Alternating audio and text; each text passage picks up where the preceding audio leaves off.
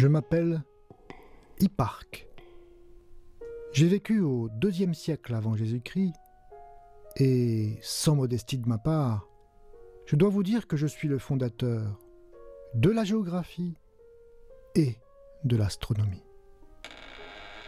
J'ai écrit au moins 14 livres, mais malheureusement, presque tous ont disparu. On me doit le premier catalogue d'étoiles, la création de la trigonométrie, l'invention de l'astrolabe. Heureusement, mon génial successeur, Ptolémée, 3 siècles plus tard, s'est largement inspiré de mes travaux, au point que les historiens ont parfois du mal à faire la part des choses entre ses contributions et les miennes. Son traité, l'Almageste, est le premier traité d'astronomie scientifique. Son livre, La géographie, contient la première carte du monde connue à l'époque. La géographie et la géométrie sont 2 sciences qui s'intéressent à la Terre. Étymologiquement, la géographie essaye de la dessiner et la géométrie essaye de la mesurer. La Terre a presque la forme d'une sphère. Nous allons négliger le fait qu'elle est légèrement aplatie au pôle et considérer sa surface comme une sphère parfaite. Rappelez-vous que, dans une sphère, tous les points sont à la même distance du centre. La flèche que vous voyez, qui part du centre et va jusqu'à un point mobile sur la sphère, a une longueur constante.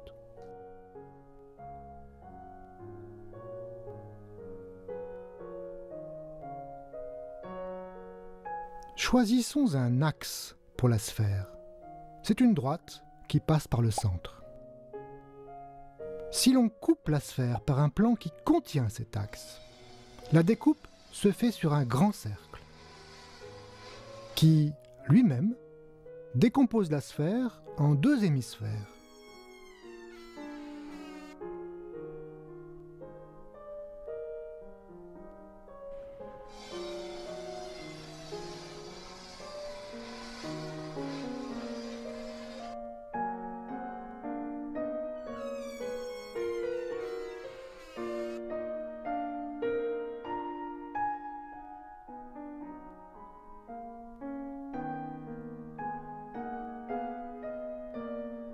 Si l'on tranche maintenant la sphère en utilisant une sorte de guillotine qui glisse le long de l'axe, on dessine des méridiens.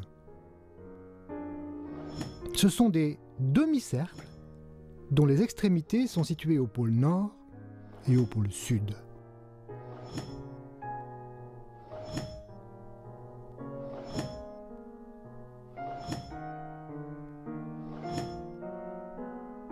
Maintenant, si l'on tranche la sphère par un plan perpendiculaire à l'axe, on définit des cercles qu'on appelle des parallèles.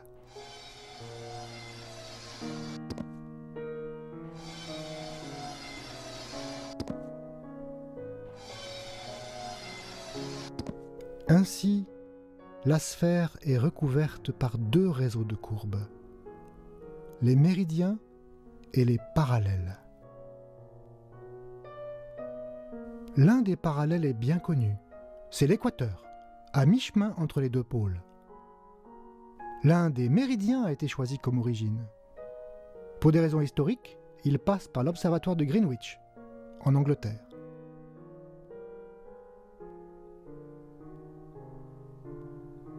Pour décrire la position d'un point sur la Terre, on peut se placer à l'intersection de l'équateur et du méridien de Greenwich et suivre l'équateur pendant une certaine distance, mesurée par un angle, représenté ici en rouge, la longitude.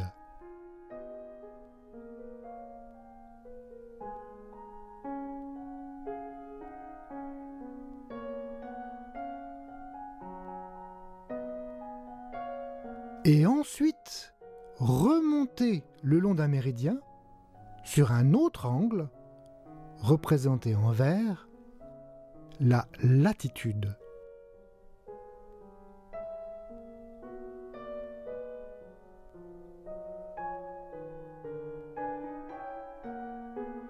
Jusqu'à atteindre la destination souhaitée.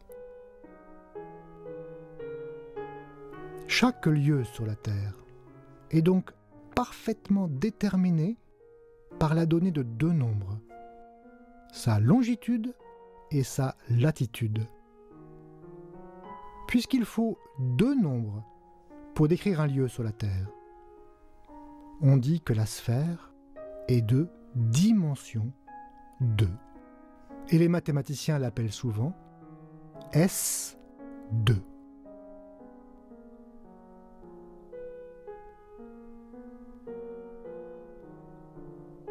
Enfin, si on autorise notre petit avion à quitter la Terre et à s'envoler dans l'espace, pour décrire sa position, il faut maintenant 3 nombres. La longitude, la latitude et l'altitude au-dessus de la Terre. Puisqu'il faut 3 nombres pour se repérer dans l'espace, on dit que l'espace est de dimension 3.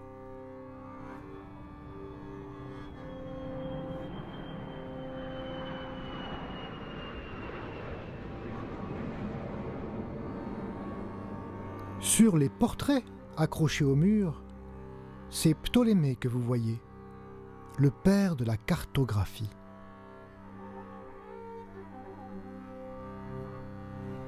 Comment dessiner la Terre ?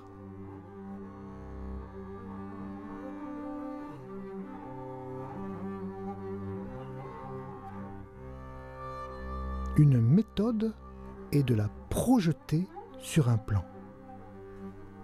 Choisissons une ville sur la Terre, par exemple Dakar. On peut tracer la droite qui passe par le pôle Nord et par cette ville.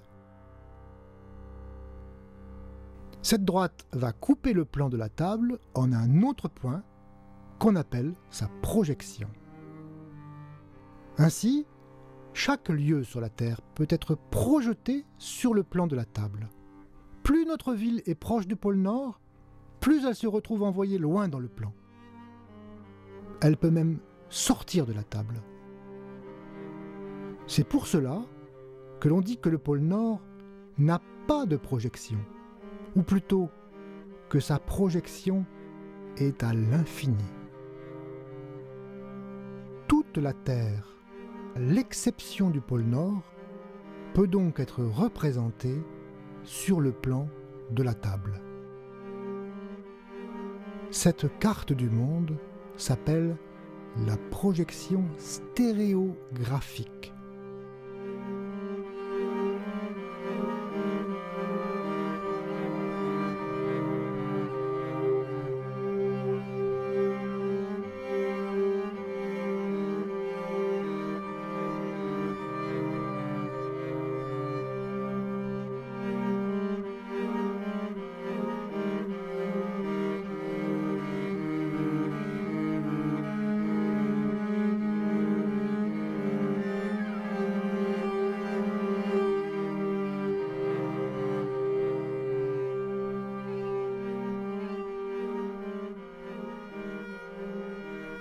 Bien sûr, cette projection ne conserve pas les grandeurs. L'Amérique du Sud, par exemple, paraît bien minuscule par rapport à l'Amérique du Nord.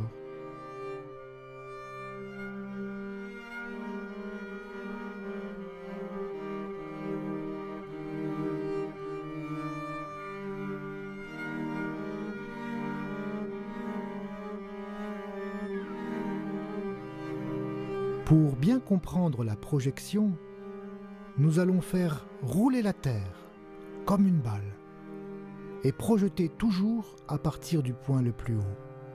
Dans la danse des continents, chacun devient tour à tour grand, puis petit.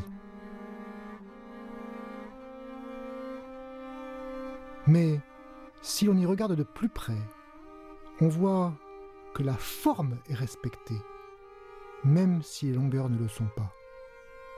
On dit pour cela que la projection stéréographique est conforme. Que deviennent les méridiens et les parallèles dans la projection?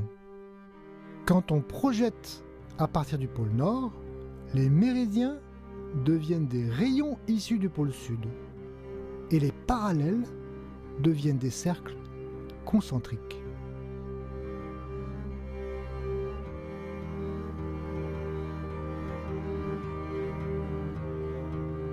Et si la Terre tourne, vous voyez que les méridiens comme les parallèles se projettent encore sur des cercles ou des droites.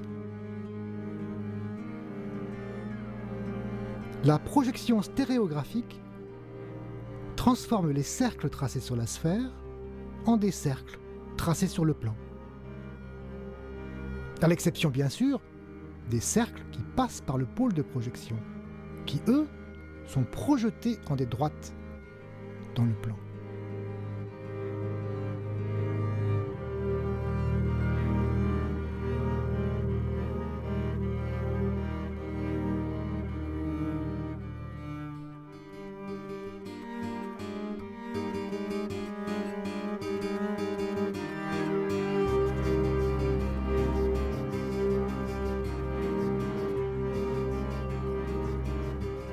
Nous allons observer le même mouvement vu par en dessous.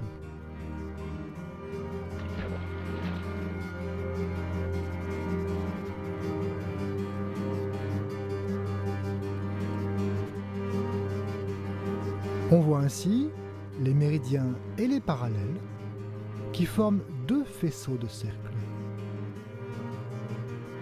Les points où convergent tous les méridiens sont bien sûr le pôle nord et le pôle sud.